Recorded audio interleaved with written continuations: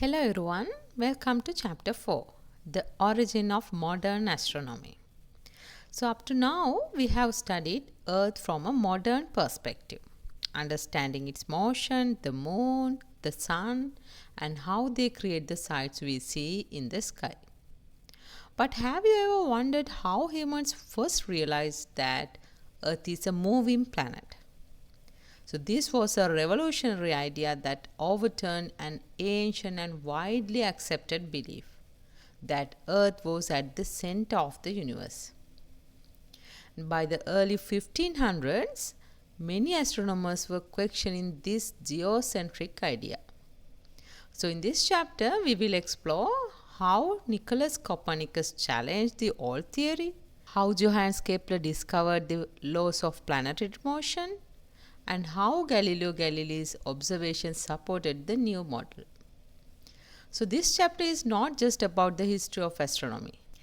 It's about how science itself emerged as a method of understanding the universe, beginning when the ancient idea of an Earth-centered cosmos was overturned. So, as you go through this module, focus on these three main objectives.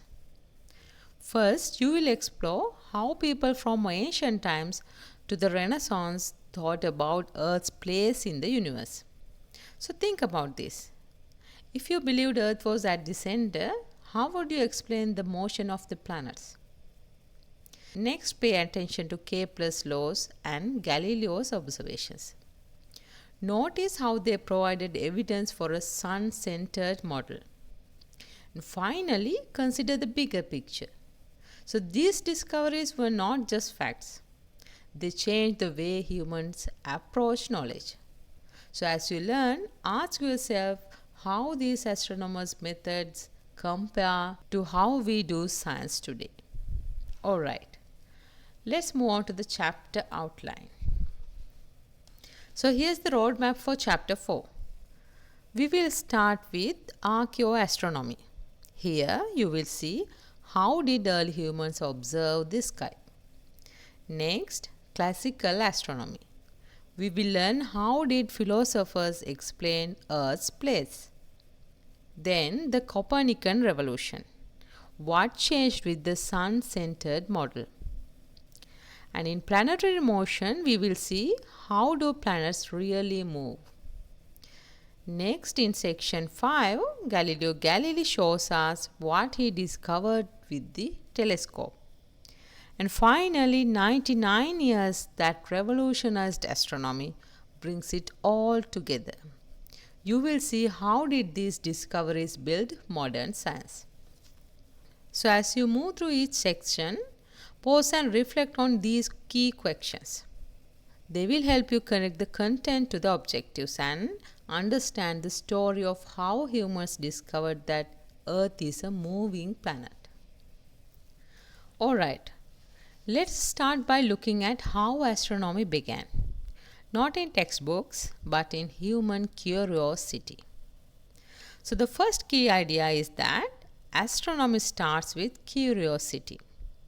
Early humans looked at the stars and moon and asked the same questions we ask today. Why do stars shine? Why does the moon change shape? So their answers often came in the form of myths or religious stories, showing that even then humans were deeply fascinated by the sky. So take a moment and think. If you lived thousands of years ago, how would you explain the moon's phases? Now the second key idea is that the study of ancient sky knowledge is called Archeoastronomy, a combination of archaeology and astronomy. So archaeologists and astronomers study artifacts to find evidence that ancient people tracked the moon, the sun and other celestial events. For example, scratches on a mammoth tusk may record 4 lunar cycles, showing early humans were observing patterns in the sky. So on the right you can see the mammoth tusk found in Ukraine, about 15,000 years old. Notice the scribe marks along the edge. They may represent lunar cycles. So, isn't it amazing to think that someone so long ago was keeping track of the moon without calendars or telescopes? So, the roots of astronomy lie in human curiosity, not in advanced mathematics or technology. So, from here, we will move on to one of the most famous examples of archaeoastronomy, Stonehenge, and how ancient people built astronomical alignments into sacred structures. So, let's go to the next slide. Now, let's look at Stonehenge, one of the most famous example of archaeoastronomy.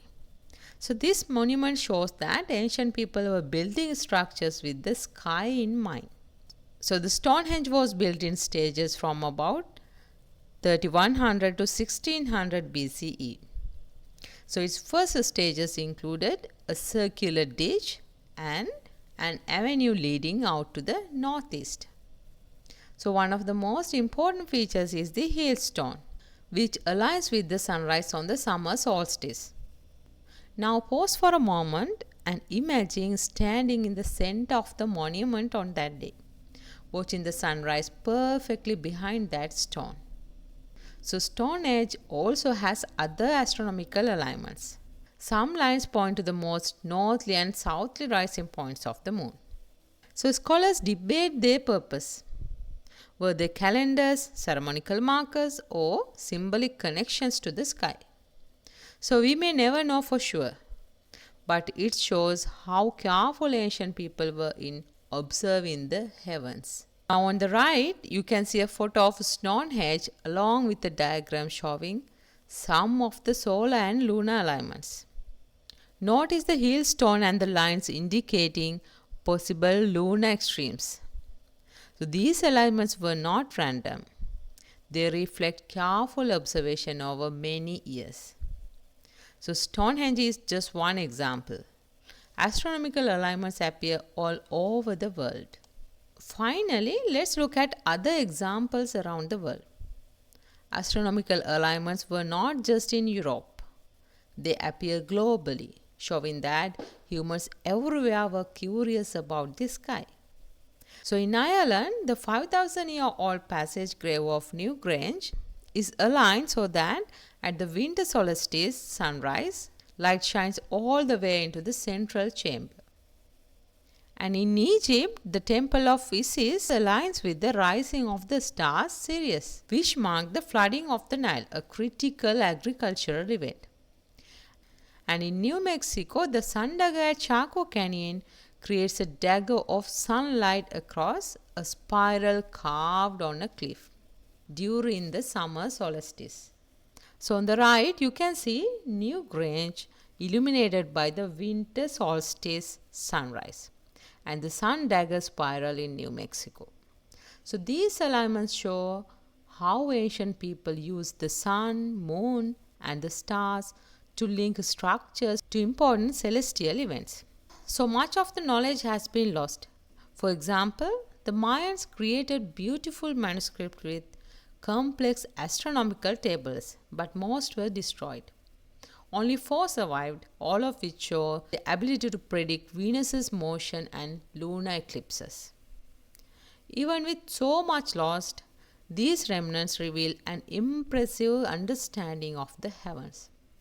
Now, the lesson from archaeoastronomy is clear. Humans have been observing the sky and trying to understand it for thousands of years. Even without technology, our ancestors tracked celestial cycles and connected them to culture and ceremony. So, in the next section, we will move forward in time to classical astronomy and see how the Greeks built on this knowledge with written records and theories.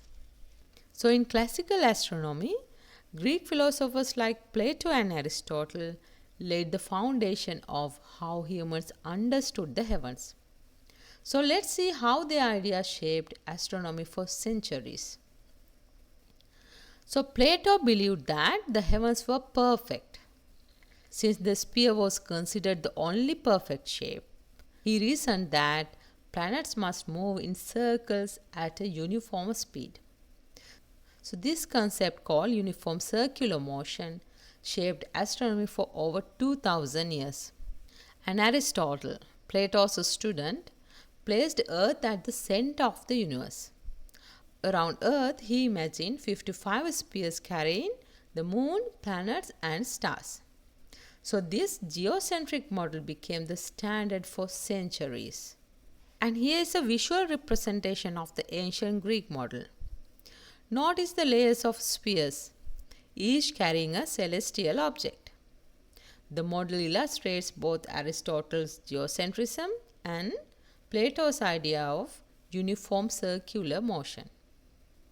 So, ancient astronomers used first principles. They believed Earth didn't move because they saw no parallax. So, parallax is the apparent motion of an object caused by the motion of the observer. So, here's a simple task to demonstrate parallax. Cover a distant object with your thumb, switch eyes, and notice the shift. So, they reasoned that if Earth moved, nearby stars would seem to shift against the distance background due to parallax. Since they couldn't see any shift with the naked eye, they conducted Earth was stationary. But today we know parallax exists, but it's extremely tiny to detect without instruments. So these principles guided astronomy for centuries. But as we will see, they couldn't explain everything, like the strange motion of the planets. Next, let's see how ancient astronomers used observation and geometry to measure Earth itself. Eratosthenes' experiment is one of the earliest examples of quantitative science. So Eratosthenes noticed that on the summer solstice, sunlight shone straight down a well in Syene.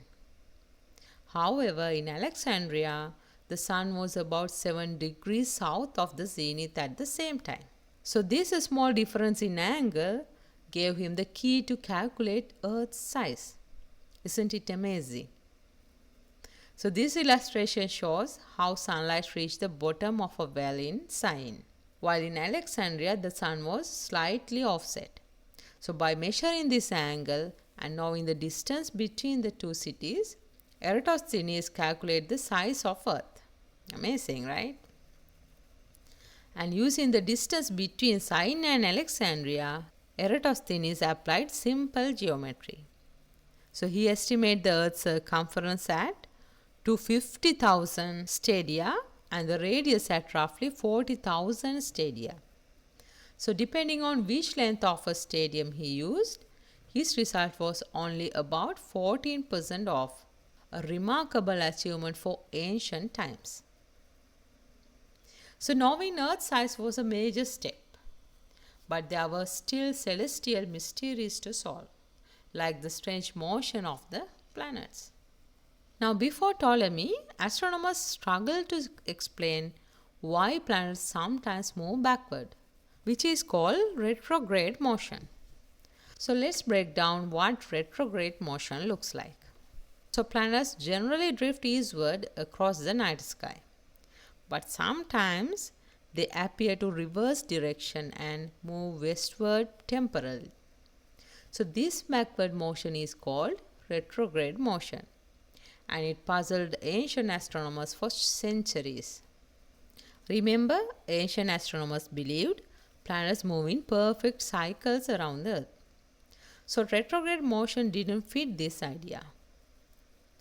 Mars, for example, goes through retrograde loops every 2.14 years, each loop occurring farther east along the ecliptic. So this figure shows 2 successive loops. So simple uniform circular motion centered on Earth could not explain these loops. And this is the retrograde motion that ancient astronomers tried to model mathematically. Now to explain this, Ptolemy invented a system of epicycles, deferens and the equant. So on the next slide, we will explore the Ptolemaic model and see how it reproduced retrograde motion mathematically. Alright, now let's explore how Ptolemy used geometry to model the motions of planets mathematically. And his system would dominate astronomy for over a millennium. So Ptolemy solved the retrograde problem with a mathematical model. Each planet traveled on a small circle called an epicycle, which in turn moved along a large circle called the difference. And to adjust the speeds, he introduced the equant, a point offset from Earth.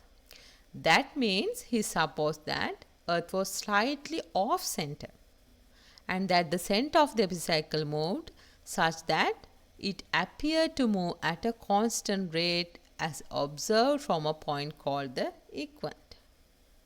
So what does that mean? That means planets appear to move at a constant rate when observed from that point. But Mercury and Venus were treated especially, and the epicycles always stayed aligned with the line connecting Earth and the Sun. So this ensured their motion matched observations, unlike the other planets which followed difference and epicycles. Now here's a modern depiction of Ptolemy's model. Notice where the retrograde motion occurs. To further adjust his model, he added small epicycles riding on top of larger epicycles. So they are not shown here, but they produce a highly complex model. Though complex, this model allowed predictions of planetary positions for centuries. So Ptolemy's model was very successful, but it became increasingly complicated. Now let's look at how astronomers tried to refine it and what its limitations were. So even though Ptolemy's model lasted for centuries, it became increasingly complex, as I told before.